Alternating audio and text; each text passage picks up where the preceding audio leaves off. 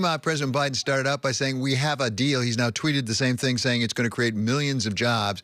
And we heard there, actually, from Susan Collins, Senator Susan Collins, saying this is the biggest infrastructure package ever. And they've agreed on the price tag, they've agreed on the scope, and they've agreed on how to pay for it. So that's the framework now for a deal. We're going to get some more reaction now from another senator. He's Republican Senator Mike Braun of Indiana, who was not in the meeting, but he certainly is on top of this. So, Senator, thank you for your patience as we waited through listening to your fellow senators. They kept it reasonably short, I'd say. So give me your reaction to what we know so far about this package.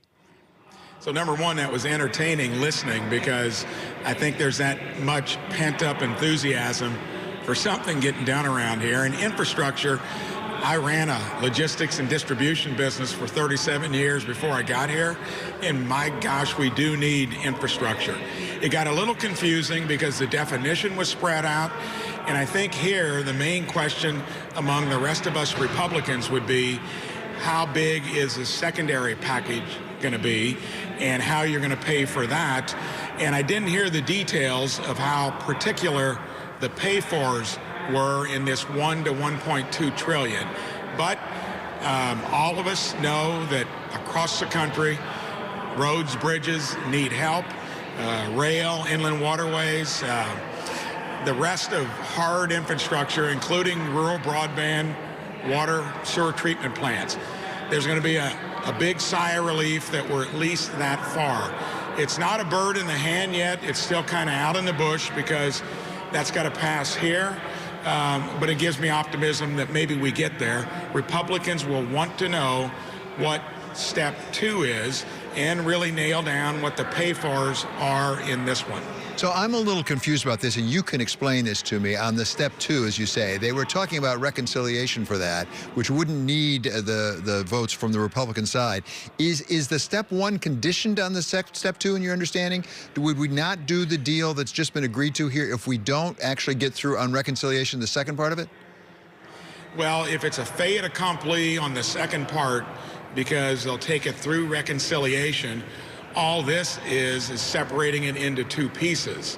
And if they intend to do that with no Republican vote, because then you get into that even broader definition of infrastructure, it would just give some Republicans that kind of see it as a 2-step process when it wasn't going to work as a 1-step, that may give them pause about going for the part that we know we need.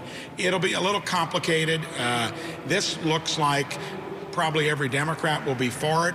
You need 10 Republicans for it. And when you're talking about infrastructure paid for in some fashion, I think you'll probably get 10 Republicans to go along with step 1.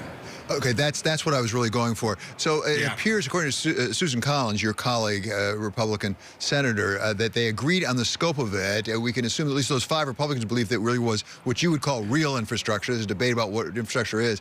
On the pay-for side of it, going into this, and we don't know the details, as you said, yet, going into this, there were reports that, in fact, they'd figured out a way to do this without increasing income tax, corporate or individual, also without increasing the gas tax, through things like spectrum sales and increased enforcement of the IRS.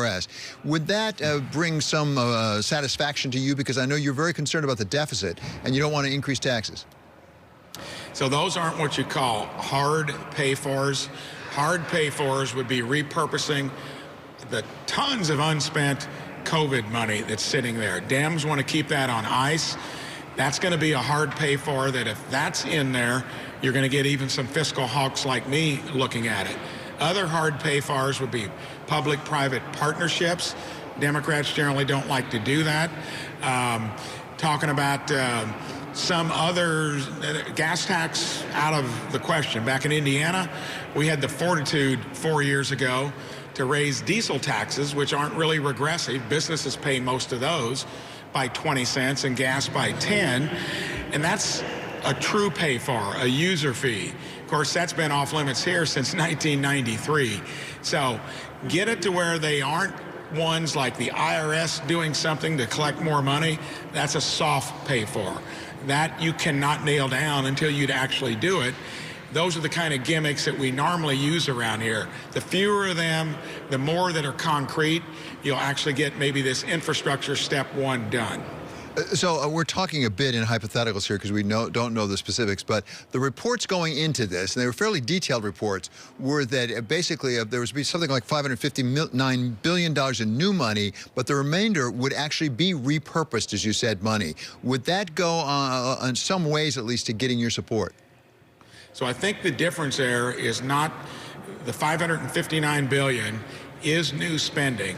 The other part is baseline infrastructure, in my understanding, that would have been there anyway. So it's not how to pay for that part other than the $559 billion. It is that, and it's because a lot of the rest of that was stuff that was already in there that was going to be done anyway. So the part that you have to pay for is the $559 billion of new spending, and that is what those of us that need offsets, need real pay-fors will be looking at. But I want to come back to where you started, Senator, because you said that what we heard from those 10 senators, 5 Republicans, 5 Democrats, was some of the enthusiasm for getting something done up on Capitol Hill. Explain that to us. How big a hydraulic pressure is there right now to have something that's bipartisan that both sides can live with? Not ideal. Compromises are not, that's not the way it works. Neither side gets exactly what they want, but that both sides can live with. So that is tricky, and I think they've at least got a general framework that's not going to be dismissed as unworkable. I just came off the floor on a climate-related bill that I've been working on for basically since I've been here. That is getting it across the finish line. We passed that on the Senate floor on a very difficult topic, but it had no spending really part of it. It was a way to take kind of voluntary efforts, match it up with good stewardship. That's concrete. That didn't get into the size, the altitude of what this infrastructure bill is already at, and the uncertainties of what else gets attached to it. The coupling of phase 2 that we talked about, that'll be stuff that probably none of us are interested in if we're borrowing the money. And then the pay-for part with additional tax revenues and so forth. Since they said they're not doing that, that's good because that would have tanked it as well. There's a lot still hanging out there that will need to be fleshed out, and that could take a lot of time, and I don't know that we get it all done. Then they default to reconciliation on the whole package and say, hey, we tried it through bipartisanship, but it's not what we want. Then you go to reconciliation and do it in one fell swoop. So, Senator, I think you're making a very important point. I actually was talking with Jared Bernstein from the White House earlier today about this. We hear so much about partisanship. At the same time, talk about your bill. As I understand it, passed the Senate 92-8. So which is a fair amount of bipartisan support. Talk about what that bill does, because this comes on the heels of, for example, making Juneteenth a federal holiday. That was essentially unanimous. We had the Endless Frontiers, it was renamed statute really to get us more competitive with China. That was largely bipartisan. So there are some bipartisan things going on up there on Capitol Hill. So infrastructure, defending our country, probably issues 1 and 2. Everybody wants to try to do that here, fairly bipartisan.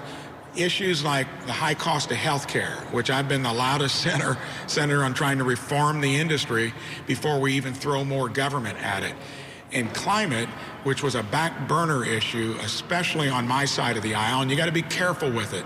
We still can't do things on climate that's irrespective of what the Chinese and Indians are doing in terms of how they're going to mitigate their CO2 emissions. But this is simple because it involves agriculture. We emit less CO2 through agriculture than the rest of the world. Farmers got a tough enough job with the risk associated with it. So we picked some common sense ways to talk about a difficult subject. And when you get a 92-8 bill done on climate, when I got here 2.5 years ago, I'd said mission impossible. But I'm a conservationist. I also am a conservative, and those kind of dovetail. And if you work it like we did, to where it's not costing any federal money, it's matching up good stewardship on the land with existing private markets that pay for that. And when you take into account that in the short time I've been here, among electric generation, transportation, industrial emitters, agriculture, that's about the gamut, no one was interested in being part of the solution. all the CEOs of these companies, all these Main Street businesses, many, are wanting to do something. This is just the beginning in a very common sense, simple way where you can get it done. That ought to be refreshing to people across the country. It was surprising to me when it actually got a floor vote today. Yeah, well, here, it is refreshing, I think, to a lot of people across the country. Thank you so much, Senator, for being so patient and waiting for us, and also giving us initial reaction.